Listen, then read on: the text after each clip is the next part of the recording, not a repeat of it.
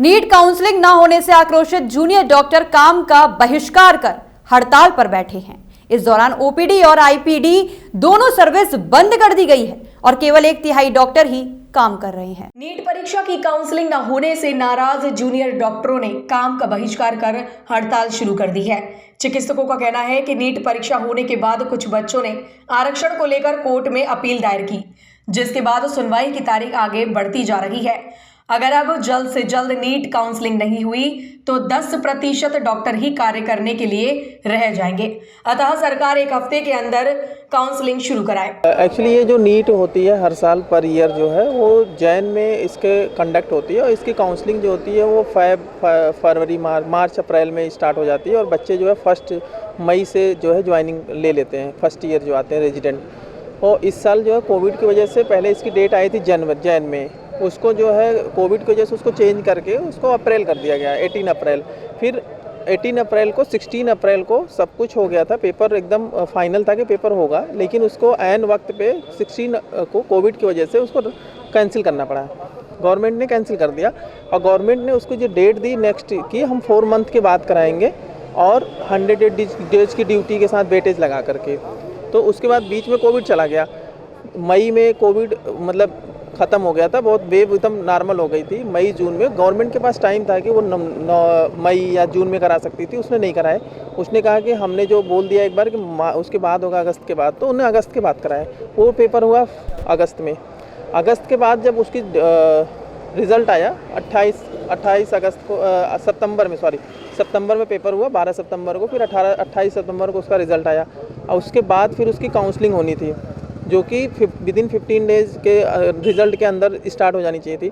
नहीं इस पे आता है तो इसको जो रिजर्वेशन की पॉलिसी उसको नेक्स्ट ईयर से लागू करे गवर्नमेंट की। हुआ हमें नहीं कर रहे कि हम रिजर्वेशन के खिलाफ नहीं है, जो भी हो आप जो है काउंसलिंग को जल्द से जल्द शुरू करें ताकि हमें जो फर्स्ट ईयर है वो हमें आ जाए, मतलब जल्द से जल्द मिल जाए। और ये जो डिले करने से नुकसान हो रहा है क्योंकि पूरा 1 सेशन गायब है।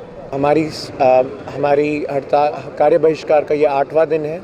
अभी भी कोई ठोस कदम सरकार द्वारा या जुडिशरी द्वारा नहीं लिया गया है, इसलिए हमने अपनी ओपीडी व आईपीडी सर्विसेज दोनों को बंद कर दिया गया है। हमारा योगदान जो है वो बंद कर दिया गया है और इसी कारण से आप देख रहे हैं जैसे कि हम उसी के लिए 12 घंटे के लिए रोज़ यहाँ पे बैठ रहे हैं, अपने कार्य बहिष्कार कर रहे हैं।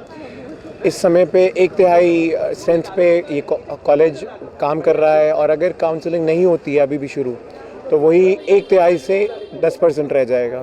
तो ये बहुत ज़रूरी है कि इसी समय पे नीट काउंसलिंग जितनी जल्दी हो सके शुरू की जाए और हमारा जो वर्कलोड है वो डिक्रीज़ किया जाए। कोई भी अगर जूनियर रेजिडेंट्स आते हैं तो उनको हमें कम से कम 3 से 4 महीने लगते हैं ट्रेन करने में, समझाने में कि कैसे करना है।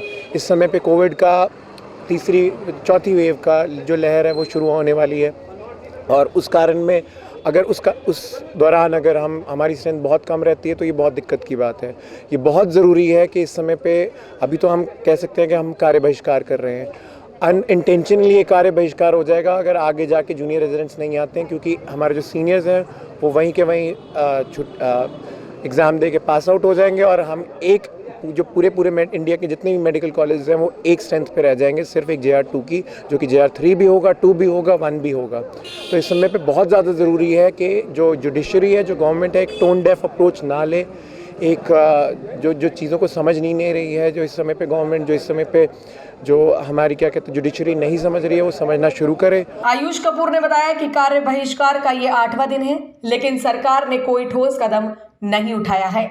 अगर जल्द ही नीट काउंसलिंग शुरू नहीं होती है तो 1/3 से 10% डॉक्टर ही कार्य करने के लिए रहेंगे और क्योंकि कोविड-19 की तीसरी लहर भी शुरू होने की संभावना है, इसलिए सरकार को चाहिए कि नीट काउंसलिंग जल्द से जल्द शुरू की जाए। प्रातः दर्पण न्यूज के लिए आगरा से कुशाल जैन की रिपोर्ट।